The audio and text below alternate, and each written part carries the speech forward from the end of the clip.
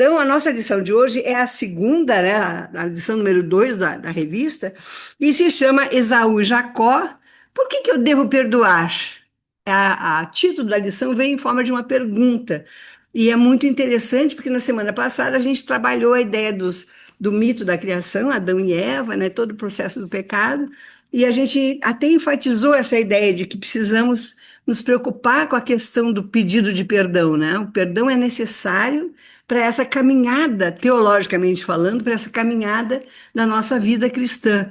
E a lição de hoje, então, que é a segunda desse conjunto, ela já vai exatamente enfatizar a questão do perdão, não é? Nosso objetivo é trabalhar exatamente a questão dos relacionamentos interpessoais, dos relacionamentos humanos, né?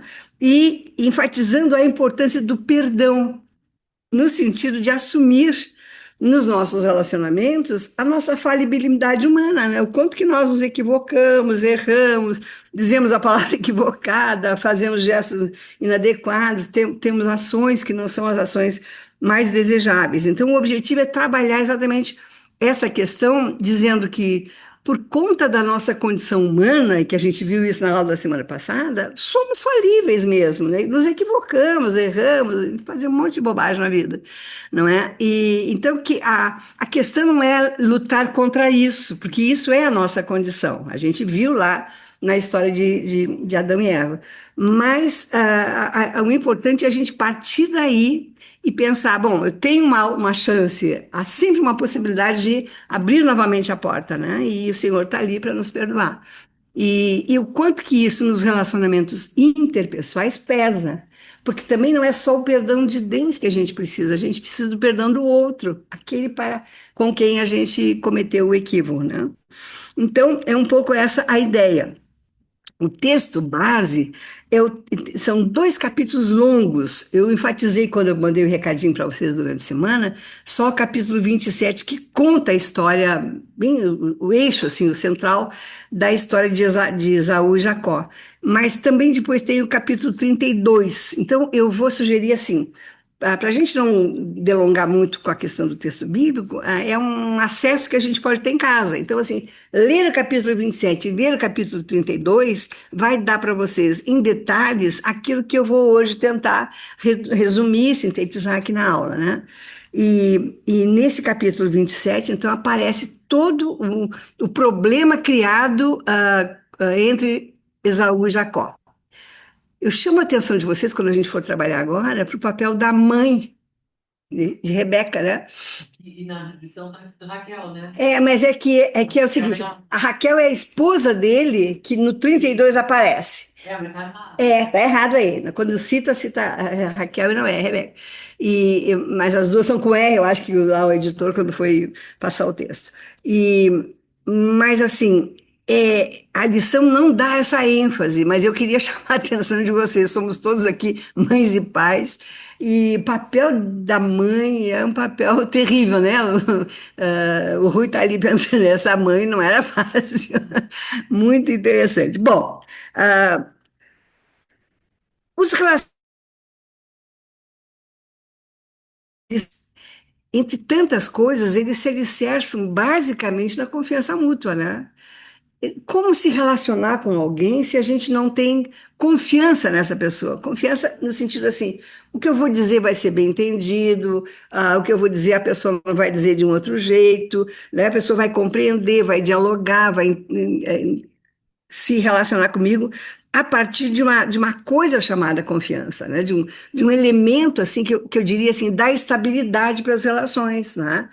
É muito difícil, e cada um de nós certamente tem essa experiência, é muito difícil a gente se relacionar com alguém em quem a gente não está colocando confiança, né? Porque cada palavra tem que ser medida, né? Tudo com muito cuidado. Quando isso acontece, por exemplo, nas relações de trabalho, aí é um horror, né? O chefe que eu não confio, e é muito comum, né? Então, assim, a lição resgata essa questão da confiança como um elemento fundamental para o estabelecimento das relações interpessoais. E, ao mesmo tempo, não é? Ele diz assim, no caso de perda dessa confiança, deu um problema lá, eu constatei que fulano fez isso, fez aquilo, ou que eu mesma fiz isso, fiz aquilo, né? Como é que a gente faz, assim, Como é que a gente faz para perdoar e começar de novo? Entre marido e mulher, por exemplo, entre namorado e namorada, entre amigos pessoais. Eu até a Luciana, que como é amiga, confidencio para ela, quando eu vejo ela passou adiante. Como que faz isso, né? Porque facilmente a gente encontra pessoas que dizem, ah, errou uma vez, errar sempre, não tem mais chance comigo, né? Isso é muito comum. E aí a gente, quando a gente pensa isso ou faz isso, a gente vai fechando as portas, né? Porque daí então eu não confio mais, então daí não tem mais chance, vai adiante. E não é isso exatamente o que se pensa no que se refere à natureza humana, porque assim como o outro erra e pode ah, negar confiança em mim, eu também posso negar confiança no outro, que todos nós, humanos, estamos dentro dessa lógica da limitação, né? Da impossibilidade. Bom, ah, no caso da gente pedir perdão ou da gente se desculpar, enfim, é fácil fazer isso? É fácil esse movimento de dizer, olha, Luciana, desculpa, eu pensei mal a teu respeito. Olha, Rui, eu queria isso, mas pensei aquilo e tal. É fácil fazer esse movimento? Acho que não, né? Porque a gente precisa de um reconhecimento, ó, me equivoquei aqui, né? E ao mesmo tempo, para aquele que precisa me desculpar ou me perdoar, também é muito difícil dele perdoar, né? Porque, poxa, como que faz isso comigo? Enfim, o imbróglio é esse, né? A discussão hoje aqui da nossa lição é essa questão da confiança e do perdão nos relacionamentos interpessoais, né? Muito bem. Então, assim, no texto bíblico de Gênesis 27, de 1 a 46, eu vou resumir porque é longo o texto mesmo, a gente gastaria um tempo muito grande. Mas acho que vale a pena ler em casa, porque são dois textos muito interessantes. Então, em Gênesis 27, o que que a gente vai, que história a gente vai ter? O Isaac, que era o filho de Abraão, aquele filho esperado, lembra que tanto ele queria que Deus, em um momento da história, pede que ele coloque em cima do altar para ser morto, e daí Deus salva na hora. E é uma história linda, a história de Isaac, é uma história de fé, né, que Abraão tem. Esse filho cresce e tal e se casa com essa moça chamada Rebeca. E eles têm dois filhos. Né? A primeira gestação dela, e não fala em outra, então supostamente tem tido só esses dois, são gêmeos. Né? Um caso assim, eu não me lembro de outro caso na Bíblia se tem gêmeos relatados, mas enfim, é Esaú e Jacó.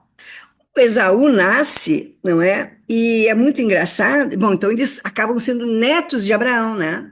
Na história do início da humanidade, que a gente começou na edição passada com Adão e Eva, Abraão, lembrei que a Luciana fez a pergunta: são figuras míticas ou são figuras reais? Eu disse: olha, no início, Adão e Eva, muitos personagens assim, eles vão se encaixar dentro de uma lógica mítica mesmo. São mitos de criação, mitos para contar a história.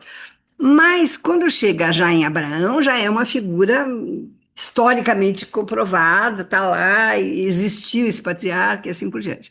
Então, Isaac e a Rebeca, que é a esposa, serão, na verdade, o casal de verdade. E tem esses filhos, Esaú e Jacó. Esaú nasce ruivo, não é? Loiro avermelhado, peludo. A expressão usada é a palavra é peludo. Ele era bastante. Portanto, e quantas crianças nascem assim, né, peludinhas? Eu tenho uma neta que nasceu peludinha, assim, bem, né, que era possível de tocar e sentir os pelinhos, os cabelinhos. E então ele nasce peludo e por isso recebe esse nome de Esaú, que no hebraico lá significa com pelos, né? E o segundo filho que nasce na sequência vem agarrado no calcanhar do primeiro, na hora do nascimento, né? Eu acho isso muito engraçado porque eu tenho filhos gêmeos e eles não nasceram agarrados, mas quando eles nasceram prematuros e foram colocados na mesma incubadora por quase 2 meses, ficaram lá no hospital. E aí tem uma história, porque naquela época não tinha celular com fotografia e tal. A enfermeira contava pra gente que encontrava muitas vezes eles botavam um para lá e outro para cá na incubadora, porque eram titiquinhos, nasceram com 1 quilo e pouco cada um. Então, um agarrado no dedo do pé do outro, né? Tem uma história que a gente sempre conta em família que Fernando, que é aquele que às vezes vem aqui com vocês, ele agarrou o dedo do pé da Cristina, estava chupando o dedinho do pé. Bom, é natural, porque estavam 9 meses ficaram ali, né? Então, assim, essa proximidade é muito natural. Muito bem. Então, que o Esaú nasceu Desculpa, que o Jacó nasceu grudado no calcanhar. E aí, esse hábito muito comum entre os hebreus de colocar o nome que tenha significado, né? O outro era peludo, Esaú é peludo, então ele ficou como aquele que veio assim. A palavra que usa na revista é suplantador, mas não é uma palavra que a gente usa muito. É quase enganador, é assim, aquele que pegou carona no pé do outro para sair de dentro da mãe, né? A ideia é um pouco essa. Então ele ficou como Jacó. Não é à toa, né, que até hoje a gente chama judeu de Jacó, no sentido de que ele é um abusado, de que ele é um aproveitador, vamos dizer assim, das oportunidades. Essa é um pouco o pano de fundo da história, né? E, e o texto relata que desde a barriga da mãe eles se mexiam muito. O escritor bíblico vai dizer assim: eles competiam na barriga da mãe. Na verdade, não é isso, é claro, o espaço é pequeno, a criança se movimenta, enfim. Hoje a ciência já nos explica isso. Mas, de qualquer forma, a metáfora é essa, de que lá dentro eles já competiam entre si. Aí nascem, né? E entre os judeus, a ideia da bênção da primogenitura é fundamental. O filho primogênito é o filho abençoado pelo pai, e a bênção é passada para o filho mais velho, para que ele tome conta da família e seja o responsável, o senhor da família, quando esse pai morrer e desaparecer, porque há uma estrutura patriarcal, né? Todos nós sabemos como é que funciona essa estrutura. E aí, o Jacó ouviu um dia o pai conversando com a mãe, dizendo e chamando o Esaú, que era o mais velho, dizendo: ó, vai, sai para caçar, caça lá uns bichos bons, vem, faz uma comida boa, saborosa, que eu gosto, e depois que nós jantarmos e tomarmos vinhos, eu vou te dar a bênção da primogenitura, porque já estava velho, e enfim. Tudo bem. E aí ele ouve isso, e a mãe também ouve, e a mãe chama o Jacó e diz: não, nós vamos fazer diferente. Você vai lá no meio dos carneiros, que nós já tinha ali a criação de carneiros, traga os dois carneiros que eu vou fazer a comida do seu pai. Ela vai fazer, né? E você janta com ele, porque o pai já estava meio cego, já era velho e estava cego, né? E aí a mãe se encarrega de fazer a malandragem na história. Ela então faz a comida e ela pega como é que chama? O pelo da ovelha, dos cabritos que ela fez, e colocou nos braços dele, no pescoço, não é? E colocou uma roupa do próprio Esaú para garantir o cheiro do filho. E o outro filho tinha saído para caçar, que ia demorar alguns dias, né? Bom, nesse meio tempo ela faz toda essa mise-en-scène com o Jacó, e ele então engana o pai, e o pai dá a bênção da primogenitura para É ele. a questão coisa de carneiro. Ela colocou, então quando o pai chegou, aproximou para dar um beijo, e tal, ele sentiu o cheiro do filho certo, e ele passou a mão e sentiu os pelos como se fossem os pelos do filho, né? De carneiro. Uma pela de carneiro. Então a mãe ajuda nisso, né? O texto não diz para a gente por que ela faz isso, essa proteção ao segundo filho. Porque os dois eram filhos dela. Enfim. E aí ela faz isso e ela, na verdade, autoriza esse filho, né, a fazer essa enganação com o pai. Bom, o pai faz isso, engana e tal, tudo bem. No dia seguinte chega o outro filho com as caças, faz a comida e quando ele traz para o pai diz: como assim? Já abençoei você, quem, né? E aí então a coisa se esclarece. E aí, o que que ela faz, né? O que que essa mãe faz? Ela chama, o Esaú fica furioso, o mais velho, e não bravo porque ele tivesse qualquer coisa contra o irmão, mas porque foi enganado. Então, é uma enganação na família, né? E começam a se criar mil problemas de relacionamento entre eles, e a mãe chama o Jacó e diz: olha, pega tuas coisas e vai morar lá em tal tribo com o tio, é o Labão, né? O Labão é famoso na Bíblia, esse nome é muito engraçado, né? Então, ele vai morar com Labão por um tempo, que depois vai passar e vai acalmar e tá tudo certo. Muito bem. O que que o Jacó faz? Nesse período da vida dele, ele é um bobo, né? Porque ele obedece à mãe, vai fazendo tudo como a mãe está dizendo. E ele vai. E fica lá por cerca de 20 anos. Porque a mágoa do irmão não se atenuou. E as tribos moravam longe, né? Esse período é um período nômade entre os judeus. Então, eles moravam em grupos, assim. Então, o Esaú não vem procurá-lo e ele não vai procurar e fica essa novela. 20 anos eles ficam assim, né? Nesse tempo de 20 anos, bom, então esse é o conjunto de informações que está em Gênesis 27, é o enredo da história, né? Está lá no capítulo 27. E aí, não é? Vamos dar um tempo aqui e vamos pensar naquilo que aconteceu em 20 anos, né? No sentido de que as relações familiares, quando elas são mal conduzidas, desse jeito como foram, claro, elas tendem a criar problemas, evidente, né? Os filhos, no caso, os filhos eram já adultos, então, no fundo, os pais não conseguiam dominar como é que o desfecho dessa história seria. A mãe pensou que fosse isso, mas ela não conseguiu, né? E aí criou no espaço familiar um conjunto assim de situações de frustração, de decepções, cindiu a família, na verdade rompeu, e aí ficou o pai com o filho, a mãe, né, tentando ajeitar e tal, e a coisa não se resolveu, né? Então, assim, a lição para aqui para dizer para a gente assim: olha como é importante preservar essa confiabilidade ali no espaço familiar. Porque minimamente eu preciso contar com a segurança que o meu irmão me dá, que a minha mãe me dá, que meu pai me dá, enfim, é o primeiro núcleo, né, de vida social que as pessoas têm. Então, a primeira coisa que a lição diz para nós é assim, que o perdão, ah, não é, uma situação como essa exige pedido de perdão, exige retomada de posição, exige que o Jacó, no caso, assumisse que ele cometeu equívocos e exigiria que o Esaú fosse capaz de perdoá-lo e as coisas voltassem ao que era antes. Porque é importante uma questão assim, a primogenitura, quer dizer, a bênção do primogênito, ela é dada uma vez só e não tinha volta. Então, assim, Jacó passou a ser mesmo o senhor daquele grupo familiar, não é? Embora estivesse longe. Então, deixou acéfalo, aquele grupo ficou acéfalo. Porque o Esaú não podia assumir, porque ele não tinha a bênção da primogênita. Então, esse é um outro enrosco que tem por trás, que é muito complicado, né? Que é muito delicado de resolver.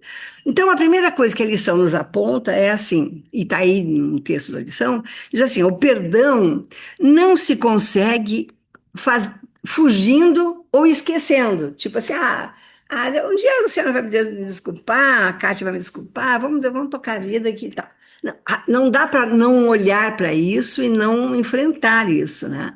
Na gravidade que teve naquele momento. Pode ser que 15 anos depois não tivesse, mas naquele momento teve. E no caso deles, era uma coisa para sempre, não é? E então o Esaú não precisava ficar longe do Jacó, mas ele precisava perdoar ah, o, o Jacó e amar de novo. Mas para que ele fizesse isso, era preciso que o Jacó tivesse consciência do equívoco que ele cometeu, né? E que ele pedisse perdão. E não se afastasse, como ele se afastou, né? Para longe, sem encarar o problema que ele havia criado. Por ordem da mãe, tudo bem, mas enfim, ele fez isso, né? E, portanto, assim, as explicações na hora do incômodo, na hora da negação da confiança ou do ato equivocado, elas não podem ser deixadas para depois. A gente precisa enfrentar, tem que encarar, limpar a área e aí seguir de novo, sempre alicerçado na ideia de que todos nós somos passíveis de cometer equívocos. Em última instância, é isso, né? A outra coisa a outra ideia que a revista apresenta para a gente é que a falta de perdão, né, a falta do pedido de perdão e a falta do perdoamento, vamos dizer assim, afasta as pessoas, né, umas das outras. Claro, né, se eu tenho um problema com um vizinho, eu dou mais bom dia nem boa tarde, procuro não me encontrar e a coisa morre aí, né? Então a família, no caso deles, da história da bíblica, ficou afastada, separada por 20 anos, né? Nesse período, a mágoa foi tomando conta dos corações de uns e de outros, claro. Foram se criando em torno daquele primeiro fato, outros fatos. Ah, ele era meio assim, não devia ter feito. E aí a coisa vai crescendo, né? E claro que essa mágoa vai contaminando, vai gerando amargura, mau humor, enfim, vai criando aquele espaço, aquele ambiente familiar ruim. No caso da família, se são os amigos, se são o trabalho é o trabalho, enfim, onde isso acontecer, isso tudo não é diferente, nunca, vai ficando assim. E aí vão crescendo os comentários, o mau humor e tudo isso, né? O ódio, portanto, que vai se criando, porque no fundo vai se criando uma raiva, um ódio, uma ira, né? Vai suscitando mais e mais contendas. Quer dizer, a coisa só piora ao invés de, em algum momento, ser estancada e ser resolvida, né? Então, assim, tudo isso afasta as pessoas entre si, claro, é evidente, e afasta as pessoas também de quem? Da fonte do perdão, né? Da fonte que poderia ser aquilo que abasteceria um novo momento daquela família. Esse é o pano de fundo da historinha, né? Aí a gente pula de volta lá para o texto bíblico do capítulo 32, tá? Fiz essa fala, que é a fala que a revista traz para nós. E no capítulo 32, que é o versículo de 1 até o 32, a gente vai ter um outro relato. Entre o 27 e o 32, tem assim, tudo que aconteceu na vida dele, ele foi lá, foi trabalhar com lá, então conheceu a Lia e depois a outra irmã, a Raquel, e se apaixona pela Lia, e aí ele trabalha. Pela Raquel. Desculpa, se apaixona pela Raquel e a Lia era a irmã mais velha. Na hora que ele acerta com Labão lá, eu vou trabalhar por 7 anos e aí você me permite desposar a Raquel, que era a que ele queria, o Labão promove a festa do casamento e na hora ele coloca a outra irmã, a mais velha. Porque ele diz, aqui entre nós só posso casar a mais nova se a mais velha já casar. E é um tempo onde a questão de casamentos duplos, triplos de várias mulheres está tudo resolvido. Não há problema nenhum para eles, né? Isso não há nenhum pecado, nenhum problema. Então, para o pai, estava tudo certo. Ele arranjou um marido para a primeira e depois para a segunda também. Fica o mesmo marido e elas. O que é importante para eles era ter descendência, né? Lembra lá da promessa de Deus para Abraão? Tu e a tua descendência vai ser um senhor de uma grande descendência. Então, ele precisava, né, as duas filhas mulheres, né? Então, assim, a gestação das mulheres é mais longa, se fossem homens, poderiam, né, entre aspas, inseminar várias mulheres, enfim. Então, era um problema. Então, ele resolveu a questão dele, Labão, com o próprio Jacó, ele resolvendo a questão dos dois filhos. Então, isso tudo é contado entre um e outro ali. Vale a pena ler, quem se interessar pela história, vale a pena, porque é uma narrativa mesmo, assim. E aí,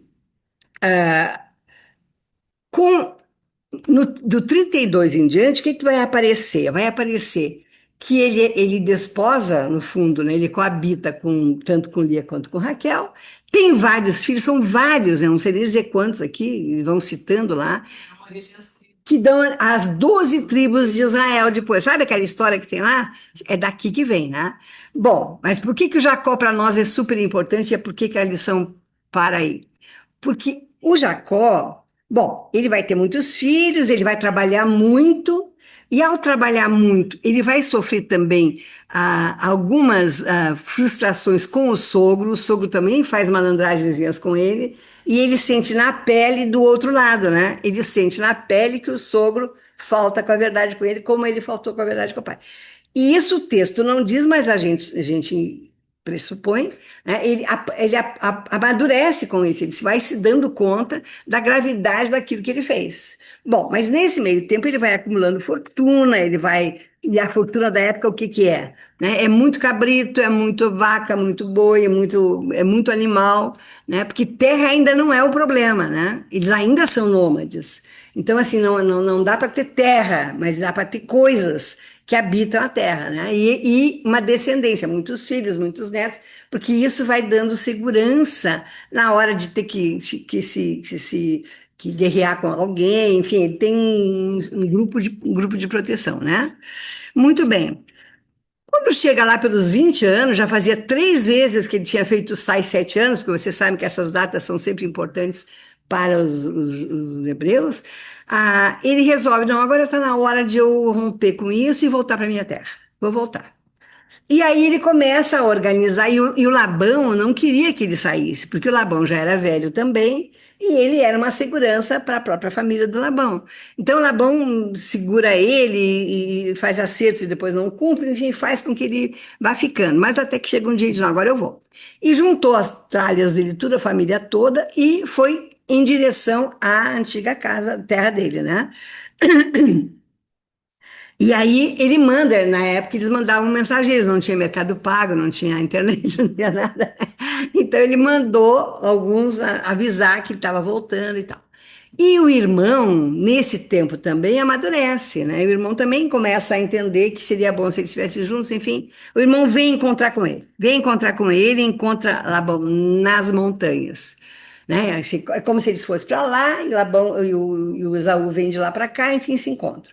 E aí ele manda na frente doações, presentes para o Esaú. Então manda não sei quantos carneiros, não sei quantas vacas, não sei quantos, não sei o quê, e o Esaú vai encontrando os presentes, porque imagina, né? Sem vacas, sem cabritos, sem carneiros, sem ovelhas, enfim, ele vai se apropriando daquilo na caminhada, porque vão os mensageiros dizendo e tal. Ele preparou bem o retorno dele, né? O Jacó. E o Labão que vem ansioso, querendo ver o irmão, e porque 20 anos são 20 anos, é bastante tempo, ele vai se amenizando também isso. Bom, se encontram os dois, se acertam, e o Jacó, o texto é muito bonito nisso, o Jacó vai dizendo assim, que quando ele saúda Esaú, ele saúda dizendo, meu senhor, né? Quero me agregar à sua família, quero voltar, reconhecendo então a primogenitura que ele ficou para ele, que não era verdadeira, que ele acabou nunca exercendo, né? E devolvendo para o irmão, assim, na prática, isso e tal, foi é muito interessante. Bom, tudo bem. Resolve isso, e aí Labão diz, não, vamos voltar, vamos todos lá, vamos nos encontrar. E ele diz, não, vai indo na frente que eu já vou. E era aquele monte de gente, ele tinha um córrego, um riozinho e tal, eu acho que é Aham. aquela chave que eu pendurei ali, tá certo, não podemos esquecer depois de tirar. E aí, então, vocês estão rindo porque nós temos uma chavinha ali onde fica isso, né? E eu deixei uma chave aqui para todo mundo poder. E colei com uma coisinha uma fita dessas, e agora caiu. É. E quando eu cheguei aqui, a primeira coisa que eu fiz foi ir lá olhar para ver se estava ali, e agora caiu nesse instante. Bom, e aí então ele manda todo mundo e ele fica para trás. E vem a noite. E ele então fica só. E essa noite é fundamental, porque é a noite em que ele tem um espaço para se encontrar com Deus, né? E aí o texto relata de uma luta corporal que ele tem com uma pessoa, que na verdade é Deus, e ele vai até que ele, né, se entrega, e aí Deus se revela e diz: Olha, você agora está pronto para voltar, vá mesmo, assim, assim. Então, e agora seu nome vai mudar. Você não vai mais chamar Jacó, você vai se chamar Israel. Que, na verdade, assim, a ideia de Israel é exatamente assim, o Deus em mim lutará, né? Essa é a ideia de Israel. O significado de Israel é, eu estou com Deus e vou lutar, vou ser um líder, que acaba sendo mesmo a tribo que depois, das 12 tribos que se organizam, é a tribo que prevalece, e aí vai dar o embrião mesmo do povo sedentário, já daí é outra coisa, né? É outro momento. Bom, então assim, esse encontro com Deus para ele acaba sendo fundamental para ele entender como, para ele, vamos dizer assim, reforçar aquilo que ele já vinha entendendo, né? Que ele precisava voltar, que a família dele estava lá e que ele tinha que se constituir e tinha que pedir perdão para o irmão e tal. Daí ele volta, depois pede perdão e tal, e tudo se resolve, né?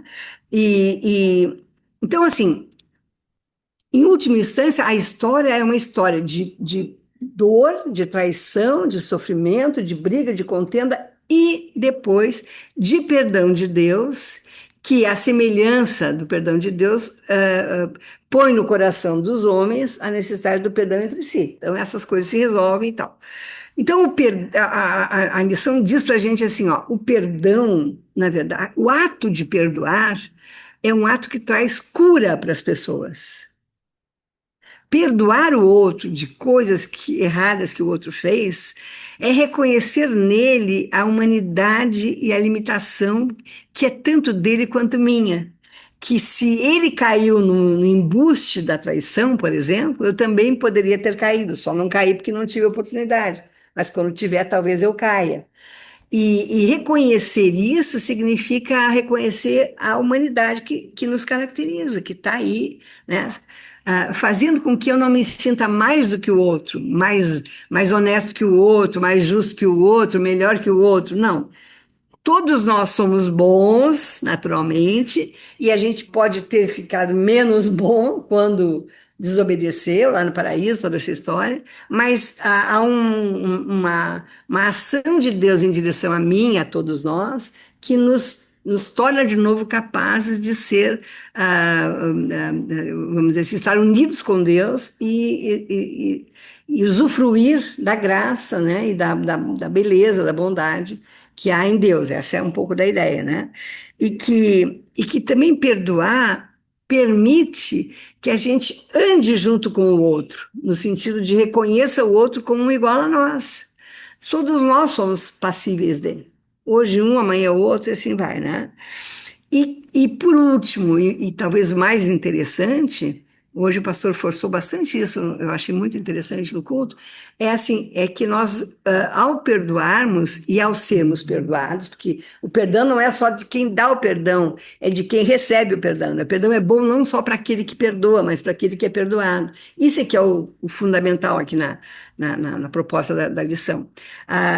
Isso nos permite adorar a Deus, continuar adorando e reconhecendo Deus como Senhor, de coração limpo, né? Que o nosso coração precisa ser limpo de tempos em tempos, vamos dizer assim, né? A gente, por isso, na semana passada ainda forcei isso, né? Que as liturgias todas elas sempre trazem um espaço de pedido de perdão, porque nós sempre estamos cometendo equívocos, mais graves ou menos graves, mas nós sempre estamos tropeçando na nossa humanidade e fazendo bobagens, né?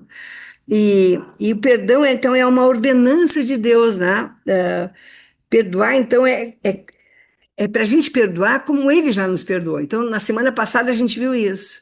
Com todo o pecado da desobediência de Adão e Eva, o que a gente vê na história da salvação, na teologia cristã? A gente vê um Deus que fica bravo, que chama atenção e, ao mesmo tempo, que acolhe e diz: não, mas eu vou achar um outro jeito de vocês terem uma segunda chance. Então, o perdão é essa retomada, né? E aí, por último, e aí eu queria dizer assim que eu estava sentada no banco da igreja hoje e digo, bom, essa era a resposta que eu precisava para a lição de hoje. Porque a lição afirma assim, ó, que o ódio levanta contendas, brigas, dissensão entre as pessoas, mas o amor, ele cobre a multidão de pecados. E qual foi o texto que o pastor deu hoje? Né? Coríntios 13 é o poema, né? É o poema, porque ele descreve o amor com tudo aquilo que ele precisa ter, que está longe daquilo que nós conseguimos experimentar, mas que serve para a gente como norte, né? O amor é paciente, é benigno, não se ufana, não se soberbece, não se.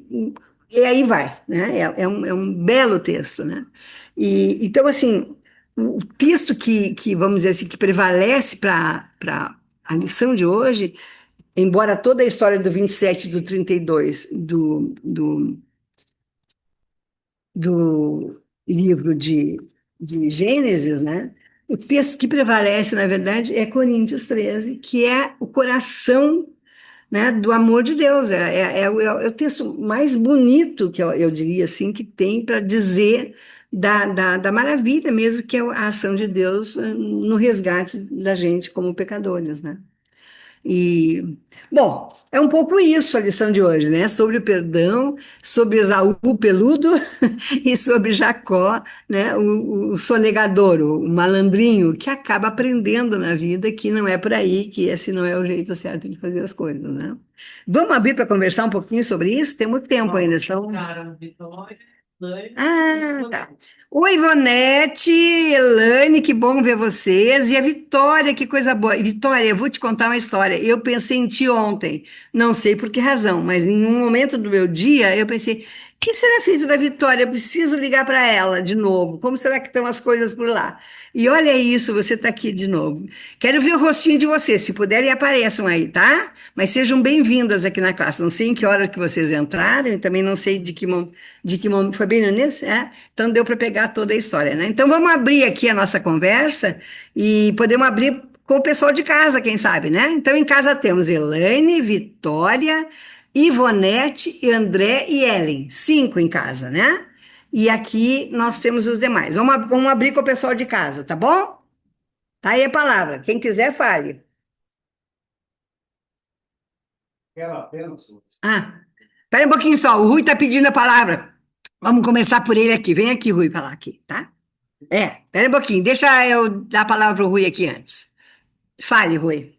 Eu quero apenas relembrar um fato bíblico Vocês estão ouvindo? interessante, exatamente relacionado com Jacó e Raquel. Espera só um pouquinho que eu acho que não estão ouvindo. Tá ouvindo, André? Sim, tá ouvindo. Pode falar. O serviço e trabalho de Jacó prestado a Labão tem um objetivo. Então, eu me lembro agora de uma poesia de Camões, onde ele fala assim: 7 anos de pastor, Jacó serviu. Isso mesmo. Labão, pai de Raquel, serrana dela, mas não servia a ele, servia a ela, A ela. porque só a ela, por prêmio, pretendia. Olha que lindo. A memória do Rui, que maravilhosa. A nossa aula está ilustrada com uma poesia de Camões, é tudo, né? Essa classe é especial mesmo. Muito bom. Mas é isso, né? Porque Camões, né, é um cristão, né? Então, assim, toda a cultura cristã, texto bíblico, está tudo na cabeça, né, desses grandes nomes da época, né? E aí vem a poesia que o Rui acabou de recitar. Vamos lá, quem de casa? Elaine, Vitória, Ivonete, Ellen, André. A Vitória mandou uma mensagem. Isso. Rosa, espero que estejam bem. Bom estar de volta. Que bom, querida. Bem-vinda de volta, viu? A gente fica muito feliz. Alguém aqui quer falar? Vamos lá. O que suscitou assim nas nossas raivas e nas nossas dores internas? Porque tem isso, né? Tem isso. Vamos lá, Guilherme quer falar. Primeiro que toda vez que eu ouço essa história, eu acho que devia, pelo menos não sei se existe, mas devia virar um filme desses ganhadores de Oscar, porque o enredo dele, É maravilhoso. nossa, é muito, chama muita atenção, Muita né? atenção. Mas o que eu lembrei, gostaria de contar que uma vez, quando você estava contando do trabalho, tem muitas essas questões, né? Eu estava numa empresa, isso há 15 anos atrás, né? Alto. Tá. E aí, esse gerente, eu acho que ele não tinha ligação nenhuma com TI. Mas ele era meio Pablo Marçal, sabe? Mas bem fajuto. Pior, assim, né? Assim, ruim, né? E aí, então ele conseguiu enganar aquela empresa familiar, né? E ele se tornou gerente ali. E a gente ali, no meio da história, né? De TI, funcionário dele e tal, não tava gostando da forma com que ele tava trabalhando com a gente, né? Ele era, sabe? Ele punia a gente com, sabe? Com palavras e jeitos e tal. A gente não tava gostando. E a gente descobriu que ele começou a fuçar, ele descobriu alguma forma de fuçar os e-mails da diretoria. E Nossa. por baixo ele começou a fuçar. E aí, essa história me fez lembrar muito isso aí, que eu acho até um pouquinho engraçado. E aí, a gente falou assim, o que a gente vai fazer, né? Tipo, a gente tá buscando a gente precisa trabalhar. E a gente tem que ser muito mentiroso e tal, né? E tudo a gente faz, né? E aí um coordenador, a gente conversou com ele e tal, ele tava junto com a gente, era amigo nosso também, ainda amigo nosso e tal. Falou, vamos levar isso para a diretoria, mas vamos mostrar certinho, pegar tudo, né? Os e-mails que a gente conseguia. As Comprovantes. provas, né? E a gente levou as provas ali, e aí depois de algumas semanas ele foi desligado. E daí naquele dia que ele foi desligado, ele comentou com todo mundo e tal, agradeceu a todos nós e tal, não sei o quê. E veio, e foi o único que foi comigo. E veio, eu fui o único que ele chegou e me deu um beijo no rosto. E aí o pessoal brinca que eu sou o O Judas da Judas. história. Eu sou o Judas. É. E aí passou ano, né? E aí eu descobri que hoje ele tem uma empresa perto lá da casa, né? Eu aluguei agora recentemente, 3, 4 quarteirões. E ele é dono dessa empresinha, né? De material de construção. E eu Uhum. acabei encontrando ele lá e tal. Bom, né? Cumprimentei ele e tudo. E ele até me perguntou, ele apresentando com os funcionários dele, né? Ah, né, Gui? Esse aqui é o meu funcionário Guilherme, foi meu funcionário e tal, empresa XXX, né? Eu acho que eu fui seu melhor gerente, né? Pois é, né? Ele Mas assim, pensava. beleza, né? Vamos dizer assim, de certa forma, vamos dizer, está perdoado, sabe? Assim, de É. certa forma. Uhum. Mas por conta do enredo todo também, do que aconteceu, né? É. É muito complicado esse negócio aí de Muito. perdoar o outro, né? Tanto é que eu evito de ir lá. Tá. Até porque o material também tudo lá eu achei muito caro. Mas assim, eu evito de ir lá porque, né, sempre me traz essa Essa lembrança de coisas lembrança. ruins que É. aconteceram, né? E no fundo, assim, né, Guilherme? Eu acho que eu entendo o que tu quer dizer. Fica mais fácil perdoar quando a gente percebe o arrependimento do outro. Mas se o outro não mostra seu arrependimento, parece que a gente não consegue, o perdão não acontece. Então, no fundo, a gente não se sente à vontade com o outro. O perdão tem um ir e vir, né? Tem o perdoar e o ser perdoado, né? No sentido de assumir a culpa, vamos dizer assim, ó, o equívoco feito, né? Legal, Guilherme, obrigada, viu? Mas eu acho que como essa, nós temos várias histórias, né? Cada um de nós deve ter uma dessas para contar bem, bem dita. Luciana, quer falar? Não, a Elaine falou, bom dia a todos, às vezes a gente some sem querer, sempre aprendendo. Ah, que bom, Elane, querida. Um abraço, viu? Saudade de ti também. Vamos lá, quem mais quer falar? Meninas, vem para cá, bem pertinho para a gente falar aqui, ó. Sim, tá? Isso são, depois do 1 Coríntios 13, né? Só um pouquinho. André, tá ouvindo? É, Muito Estou baixinho. ouvindo, estou ouvindo. Ah, então tá, que bom.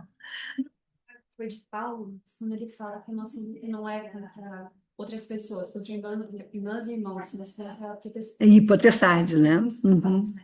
Isso me lembra também Coríntios, 1 Coríntios 3, porque eu acho que é lembrar que está todo mundo nessa mesma caminhada e que nossa função é pregar o evangelho, né? Pregar o evangelho seja por meio do amor, das relações também. Ah, Eu concordo com você, é difícil a gente pedir perdão, tentar reconciliação quando a pessoa parece que não tem arrependimento nenhum, parece que não reconhece aquilo que a gente vê como errado, né? Mas eu acho que diz muito sobre a nossa relação com Deus. Enfim, mas isso que Paulo falou me pega muito aí. pega, mano. Pensar que a minha guerra não é com meu irmão, com a minha irmã. Acho que tá todo mundo tentando se aproximar de Deus. Muito legal isso, querida, porque assim, atrás do probleminha tem o motivo, né? E o motivo é mesmo essa existência do mal que eu não quero parecer ritualística, nem, mas assim, parece que há uma energia que age no mundo e que, dependendo da porta que a gente abre, ela se aloja por ali, né? Então, eu acho que os principados e potestades são um pouco isso, né? Há uma maldade a ser exercida, vivida, permitida, sei lá qual é a palavra que a gente pode usar melhor, né? E que o que a gente não pode é, ao se afastar de Deus, abrir a porta para isso acontecer, né? Então, eu acho que tu diz de uma maneira muito correta. E quanto mais eu estou junto com Deus, próxima a Ele, mais protegida eu estou, né, contra os principados e potestades, vamos dizer assim. Essa seria o jeito como eu consigo dizer isso aqui, nem sei se fala para todo mundo do mesmo jeito que fala para mim. Mas eu acho assim que tem momentos que a gente se sente fragilizado e com facilidade o mal se aposta da gente, né? Então, na fofoca, no falar mal do outro, no dizer o ruim do outro, porque o outro tem coisas ruins e tem coisas boas. A gente sempre parece que a gente fica voltado para as coisas ruins, enfim. Acho que aqui são as portas que a gente vai abrindo, né? E eu acho que está bem dito isso aí, ajuda bem a gente a entender. Legal, vamos lá, quem mais? Kátia? Hoje nada, hoje tudo? Vamos lá, venha, coragem. Tá pensando, né? Até o final tem que pensar e organizar o pensamento. Vai agora? Então vamos. Eu acho que é uma linha muito Tênue. é esse perdoar, como a gente, assim, dependendo da coisa, claro, como é que a gente perdoa e olha De novo para o Posso outro. com os olhos, eu olhando para mim mesmo, mas eu perdoei isso, né? Como é que eu fico nessa? Pois é. É uma coisa que eu não. É difícil, né, É, Kátia? É muito difícil. Mas, assim, só tem um jeito, eu acho, assim, né? O jeito é a gente se dar conta que a gente, talvez por muito pouco, e aí abre-se um parênteses, pela graça de Deus, pelo amor dele comigo, pela minha profunda tentativa de andar com ele sempre preso, é que eu não cometo coisas iguais.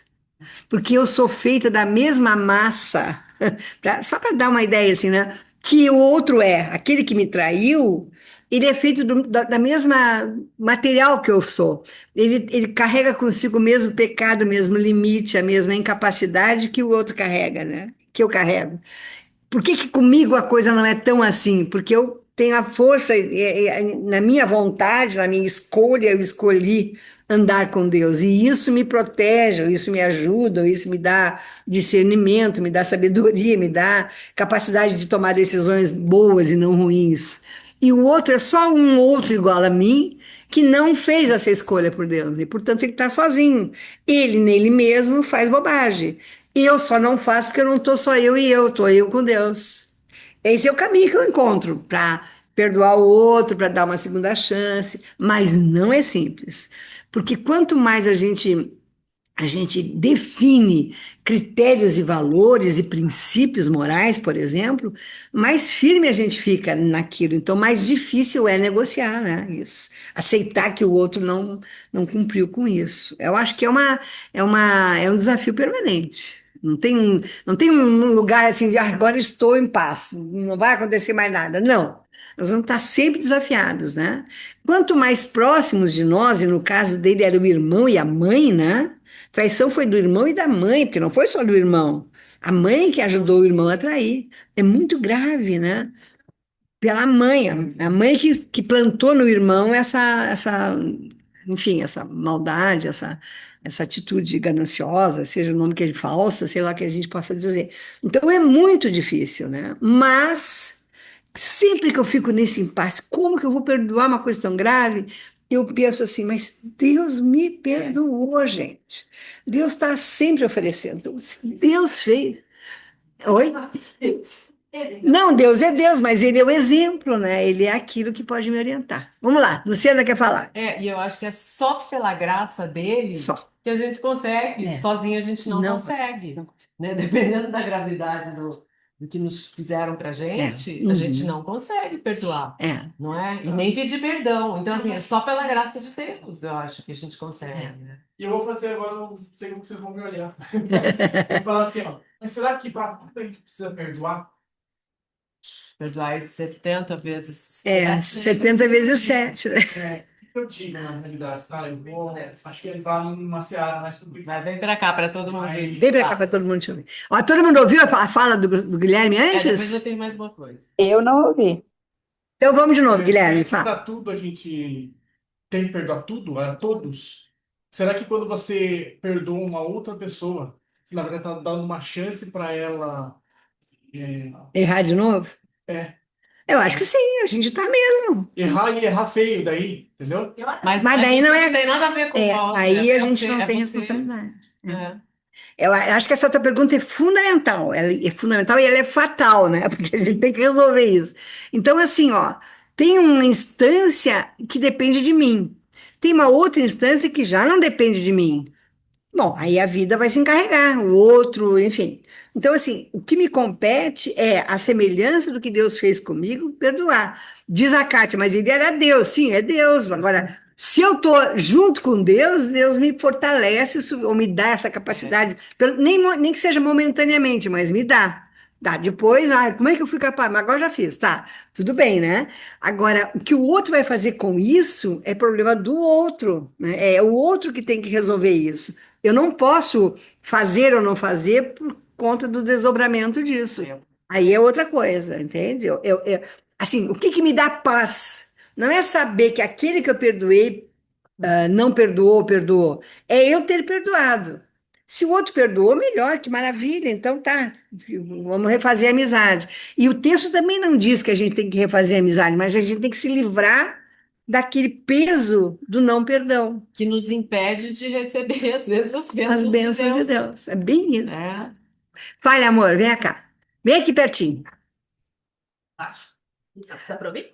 Dá. Acho que dá, né? Tá dando para ouvir? É que eu acho que uma coisa que a gente conversar junto um pouco a americanês, pelo menos que me ajuda totalmente.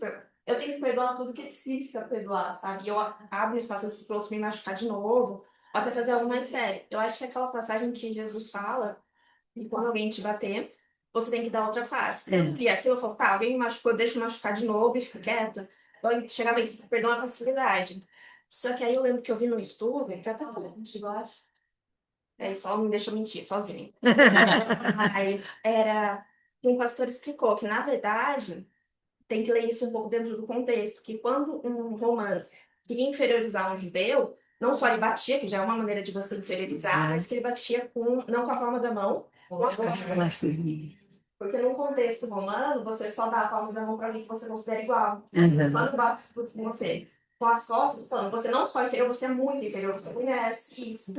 Mas quando eu dou a minha outra face, ele obrigatoriamente vai te uma maneira de te bater com a palma da mão. Ele reconhece que eu tô batendo no igual, no ser humano. Interessante. Então, é que isso mesmo. E eu vi isso. Então, Deus não tá me falando isso passiva, Não. mas também não para me vingar. É. Ele tá falando, mostra a tua humanidade pro outro. Exatamente.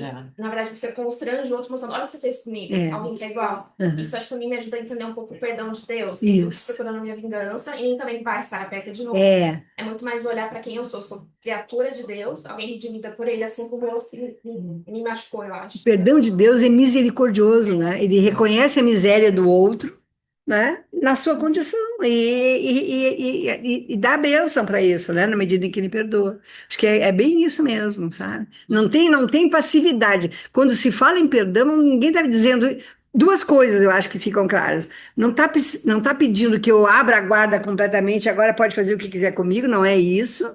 E também não significa que eu tenha que, ao perdoar, dar as mesmas chances de novo para aquele. Eu posso aceitar o perdão, mas assim dizer para mim mesmo, mas eu não quero mais ter essa amizade tão profunda quanto eu tinha antes. Agora eu não vou guardar a raiva do outro, mas eu vou me reservar, vou me preservar. Eu acho que essa é uma palavra. A confiança, o amor pelo outro pode ser resgatado, mas a confiança no sentido de confidência, enfim, voltar ao que era, não necessariamente, né? Eu queria só terminar. Luciano. Falando o seguinte, que eu li um livro muito interessante, que é esse aqui, ó, o Livro do Perdão. E ele é escrito Quem? pelo Desmond Tutu. O Bispo Tutu. que é da África do Da Sul. África do Sul. Por ele e pela Sofreu filha muito. dele. E nesse livro do perdão, eles falam de 4 fases. É muito interessante, vale a pena a leitura. É muito, 4 fases do perdão para você perdoar. Eles descrevem lá. É muito interessante. Imagina o perdão que eles tiveram que fazer. Imagina, Perdão perdoar político, né? pelo apartheid. Então, coisa assim, horrorosa. queria sugerir essa leitura que eu coloco aqui para eles. Acho que tu pode até colocar lá no grupo nosso. É muito. Eu já ouvi falar muito desse livro, eu não li, mas que é muito interessante. Deve ser mesmo, porque assim, ele é muito interessante, né? O papel do Desmond Tutu foi muito interessante na questão da África do Sul. Bom, muito bem. O que mais? Elaine, Vitória, Ivonete, Ellen, André. Aqui quase Ô, que todo mundo Rosa, fala, Ivonete. quando fala em perdão, uma coisa que eu tenho muita dúvida é o indicador do perdão. Quando eu perdoo, o que acontece? Eu esqueço? O que indica que de fato eu perdoei? Porque uma coisa é você falar que perdoou, outra coisa é o fato. Eu fico falando isso porque assim, tem coisas que eu perdoei, mas que eu não esqueço.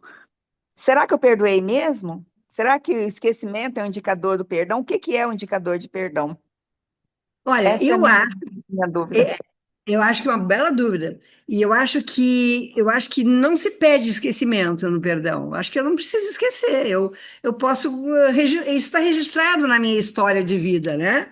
Dependendo digamos, da importância daquele que me fez um mal qualquer, isso pode ficar mais ou menos fortemente gravado em mim. Eu acho que agora, eu acho que o perdão não suporta raiva, não suporta ódio, não suporta vingança. Então, se eu digo que perdoei e ainda continuo querendo o mal do outro, ou afastando o outro, ou querendo me vingar, querendo que o outro sofra de alguma maneira, eu acho que então significa que foram só palavras, mas não foi de verdade. Eu acho que há um critério, Ivonete, que é assim: eu fico em paz comigo quando eu perdoo. Eu tenho uma história de vida muito real aqui nesta igreja, com uma pessoa X. E eu, na verdade, assim, muito incômodo com ela, com essa pessoa. E passados os anos, eu fui sendo capaz, Deus foi me dando essa maravilha que foi a capacidade de perdoar. E hoje eu convivo com essa pessoa, tenho demonstrações de afeto com essa pessoa, enfim, detalhes não precisa. Mas assim, não foi obra minha, não foi. Essa pessoa me fez muito mal ao longo da vida. E eu, na verdade, assim, isso sempre me incomodou muito na minha vida cristã. Como assim, né? Eu não consigo perdoar. E aos poucos, hoje eu descobri que eu perdoei sem ter nenhum momento ritualístico especial. Mas eu mudei meu modo de olhar para essa pessoa. E eu acho que isso é resultado da ação de Deus. Não tem nada meu aqui nisso, nada meu. Eu, humana, continuaria não perdoando. Mas, assim, mudou a minha relação com essa pessoa. E que bom, graças a Deus. Então, eu acho que um critério é tu sentir paz interior. Se tu sente paz interior, isso está resolvido. Porque também tem um nível de resolução, né? Eu não posso me cobrar que agora eu vou fazer o bem em demasia para essa pessoa. Não, não é isso. Perdão não é isso. Nós estamos pedindo só para tirar da frente da relação aquilo que possa estar prejudicando a relação. Aquilo que Deus faria. Eu digo bem isso, assim. Deus suportaria ter um sentimento de vingança? Deus não faria isso. Não é que eu queira ser Deus, mas como eu estou com Ele, né? Se eu me sinto com Ele. Processo de santificação. Há um processo. Então, e é muito bem lembrado, Luciana. Nós estamos numa igreja metodista cujo grande líder, né, João Wesley, trabalha a ideia de santificação como processo. Santificação não é uma coisa que acontece do dia para a noite. No metodismo, nós vamos nos santificando, dia após dia. A vida vai nos ajudando a depurar as relações. Então, o processo de santificação em Wesley é perfeito nesse sentido, né? Nós vamos, pouco a pouco, crescendo nisso, melhorando, aprofundando e tal. Não sei se isso te responde, mas assim, é assim que eu lido com essa questão, tá? Ah, sim, muito obrigada. Tá bom, querida. Quem mais? Mais alguém? Temos tempo hoje. O Lucas, vem o Lucas aqui, ó. O Lu- Olha, o pessoal tá pegando no pé dele que quando ele tá em casa ele fala, e agora que ele tá presencial aqui, não ia falar. Tá aí o Lucas, ó. Nosso amigo Lucas, de tantos anos. Vai lá, Lucas. Experiência que eu tenho com a questão do perdão é que ficou assim muito claro para mim que perdoar é uma ação, é uma busca. Ela não é uma coisa passiva, né? Não, Claro que tem um tempo para acontecer, sim. né? Mas precisa de uma busca, né? Eu vou resumir aqui muito rápido. Quando eu conheci que é a minha esposa hoje, minha namorada, né? Na época, vocês não conhecem, mas não vou falar nome, tá? Mas todos já se foram. O avô e a avó dela, paterno, né? Então tem o avô e a avó, e é o pai dela e o tio, só era dois, o Isaú e Jacó, não eram gêmeos, né? Tá. Mas quando eu entrei na família, quando eu entrei, eu falei, nossa, eu estou revivendo Isaú e Jacó. Assim, eu achava que as histórias bíblicas eram coisas longe, sabe? Tava ali. Quando eu percebi aquilo, era bem assim mesmo, bem escrachado. A mãe gostava de um, do tio, né? Pai E o gostava pai do... gostava do meu sogro. Mas isso e não era sarro, não era, eu gosto dele, não, não. Protegia. Era proteção, e era fazer coisas assim bem graves, né? Quando o avô morreu, eles tinham lá algumas coisinhas, mas tinha lá casa, loja e tal. E ficou a mãe, e tudo direcionou para o tio. E isso gerou assim uma amargura, uma sombra na família, assim, porque isso passou para os netos. Essa dor, essa coisa que favoreceu o tio, tirou do meu pai. Isso foi a geração, a coisa Cresce, ficou né? louca, né? Até quem não tinha nada a ver com o negócio, às vezes até entrava no meio daquilo, né? Toda reunião, gente sem falar, eu falei, gente do céu, eu falei, como é que. E ninguém sabia por quê também que o pai gostava do Bruno e a mãe gostava. Aham. Ninguém também sabia. Morreram eles e nós não ficamos Não sabendo sabe por por que quê. eles estão essa contenda aí. E não se buscou em nenhum momento uma via de perdão, de entendimento, né? Não se buscou isso, morreram todos assim, Que né? horrível, né? E depois, mais para frente, recentemente, assim, mas já faz uns anos, um cunhado meu se envolveu profundamente com drogas, mas profundamente mesmo. Ele era empresário, perdeu tudo, foi uma loucura. E ele passou um tempo na minha casa. Foi um mal entendido também ali. Ele, a família, os dois, a ele e a mulher, na minha casa, morando ali comigo. Na verdade, eu fiquei perdido, assim, não sabia muito o que fazer. Porque ele era brigão, ele era lutador, ele era entrão, ele invadia, ele quebrava. Começou a ir traficantes cobrar na minha casa, no meu portão. Nossa. Sabe, eu comecei a ficar com medo, porque minha filha ali, minha vida virou um negócio que sabe, eu ficava assistindo às vezes minha casa e falei, o que está acontecendo com a minha vida? Eu não sabia mais o que fazer. Bom, naquele momento, mas eu não tinha condição de perdoar. Eu não tinha condição de falar, meu Deus, eu tinha o Perdoou. abraço. Eu queria que ele fosse preso, eu queria que ele sumisse, eu queria alguma coisa que acontecesse, né? E graças a Deus, assim, orando, né? Ele foi embora, né? A gente teve muitos embates ali, que fiquei até com medo na época. Eu vou, esse cara vai me bater, vai fazer alguma coisa, né? Tivemos uns embates muito ruins ali, sabe? Não, mas a coisa foi feia, foi querer pegar carro ali, biqueira com o carro. Nossa, gente, é uma coisa que eu nunca sonhei, né? Passado isso, que ele foi embora, e eu muito magoado, ele me acusou que eu abusei da filha dele. Foi uma coisa horrível. Eu não sabia o que fazer com isso. Era uma mágoa que eu tinha, uma coisa que sabe, se eu tivesse arma na minha casa, eu matava ele naquela época. E eu comecei a pensar, como é que eu convivo com isso? Né? Como é que eu convivo com essa questão na minha vida? Eu não quero morrer odiando, né? Esse cara é irmão da minha esposa, né? Olha, foi assim, foi muita busca do perdão. Me perdoar por algumas coisas, perdoar a situação dele, assim, o que a Rosa está falando. Ele é um humano, podia ser eu. Podia ser um pessoal um pé na droga, gostado. Então, assim, é reconhecer que aquilo que ele viveu podia ser.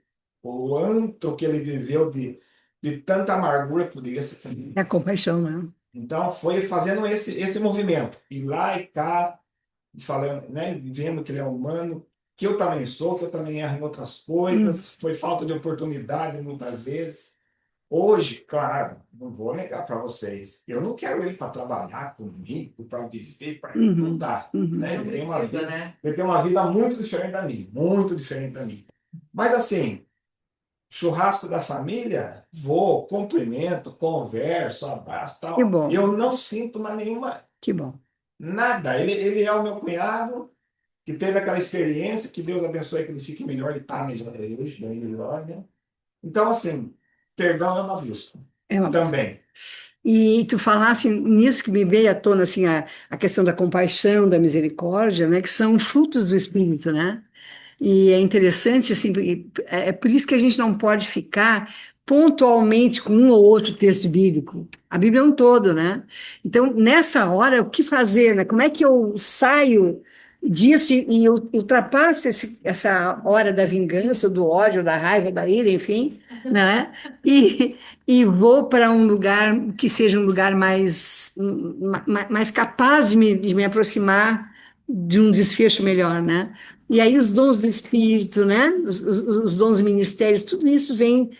Ser compassivo, né? Não é outra coisa senão ser capaz de se colocar no lugar do outro, né? De viver a dor do outro e de reconhecer isso. Que coisa boa que passou, né, Lucas? Fico muito feliz E assim, mais do que nunca, eu fico pensando que o amor de Deus não nos abandona, né? Mesmo quando tu não sabe o que fazer, como é que eu saio desse enrosco, né? E mesmo que às vezes não tenha uma pessoa ali, um pastor, alguém, um amigo, enfim, que possa te ajudar a traduzir isso, mas o próprio Deus vai colocando no teu coração isso. Eu acho isso improvável, no sentido de que nós não podemos provar, mas nós podemos sentir isso, né? E a experiência da fé é uma experiência de sensibilidade, né? Vai, Lu. Será que tem tempo? Só deu. Temos Eu tempo. recuperei aqui Ah, o que eu falei do livro, que é assim, caminho quádruplo do perdão. Um processo dividido em 4 é o etapas. do Desmond Do Tutu lá, livro. né? Eu achei interessante, responde um pouco também a pergunta da Da Ivonete. Ivonete. Então, ele fala que primeiro a gente tem que contar a história. Então, o primeiro passo Para é reconhecer a visualizar. dor e expressar o que aconteceu. O perdão não exige esconder o sofrimento, nem fingir que nada aconteceu. Uhum, Esse é o primeiro passo, contar a história. O segundo passo, nomear a ferida. É importante identificar os sentimentos provocados pelaquela ofensa. uhum. Raiva, tristeza, medo, humilhação ou decepção. Só é possível curar aquilo que é reconhecido. Que é Então, real, né? segundo, isso está tudo na gente ainda, né? Ah. Então, contar a história, nomear a ferida. Aí, terceiro, só aí conceder o perdão. Perdoar não significa justificar ou esquecer a injustiça, mas decidir não permanecer preso ao Aquela ressentimento experiência. e abrir espaço para a cura interior. É, Então, assim, é é intencional. intencional. É intencional. É vontade, né? É desejo, não quero mais estar com ódio de alguém, né? Então, contar a história, nomear a ferida, conceder o perdão e o 4, renovar ou libertar a relação. Então, depois do perdão, a relação pode ser reconstruída Ou se não. houver arrependimento e confiança, ou simplesmente encerrada de forma saudável, Claro. sem carregar o peso da Claro, mágoa. é isso aí. Então, ele fala que não é um sentimento instantâneo, mas uma É um escolha processo, de né? caminho, é um É processo. um processo. Muito legal, Luciana, muito legal. Quero ler esse livro aí. Deve ser bem interessante. Mas é isso, né, gente? Olha quanta coisa que a gente coloca, né? Quanta coisa tem dentro da gente mesmo, né? Porque a gente tem situações assim. A vida não é um mar de rosas, a vida é bem complicadinha. No campo profissional, eu acho que isso é muito. E na família, eu acho que na família tem muito isso também, né? Mas legal. Alguém mais quer falar alguma coisa? Temos tempinho ainda. Nossa aula hoje rendeu mais do que eu pensava. Tudo bem em casa? Ellen, alguma coisa? A Ivonete, mais não, já falou. A Elaine. A Elaine mandou um recadinho. O auto-perdão é o mais difícil, eu acho.